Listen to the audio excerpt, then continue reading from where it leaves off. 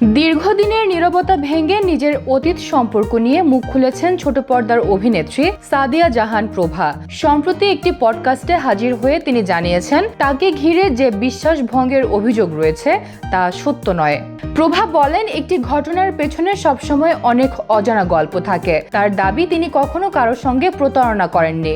এঙ্গেজমেন্টের পর সম্পর্ক ভেঙে যাওয়ার সিদ্ধান্তও হঠাৎ করে নেওয়া হয়নি। অভিনেত্রী জানান, প্রায় 9 থেকে 10 মাস ধরে তাদের সম্পর্ক নানা জটিলতার মধ্য দিয়ে গেছে। বিয়ে পর্যন্ত বিষয়টি না গড়ানোর জন্য তিনি পরিবার ও সংশ্লিষ্ট ব্যক্তির সঙ্গে আলোচনা করেছিলেন। নিজের জায়গা থেকে তিনি সবকিছু পরিষ্কার রাখার চেষ্টা করেছেন বলেও জানান। প্রভা বলেন, এঙ্গেজমেন্ট ভেঙে দেওয়া সহজ সিদ্ধান্ত ছিল না, কারণ এর সঙ্গে জড়িয়ে ছিল পরিবার, আবেগ এবং দীর্ঘদিনের সম্পর্ক। তবে তিনি নিজের সততা ও লয়ালিটির জায়গা থেকে সবকিছু জানিয়েছেন।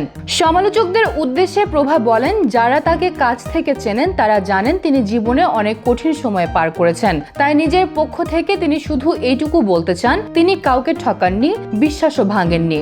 প্রভার এই বক্তব্যের পর আবারও আলোচনায় এসেছে তার ব্যক্তিগত জীবনের সেই পুরনো অধ্যায়। তবে অভিনেত্রীর দাবি, সত্যটা অনেক সময় প্রকাশিত গল্পের চেয়েও অনেক বেশি গভীর।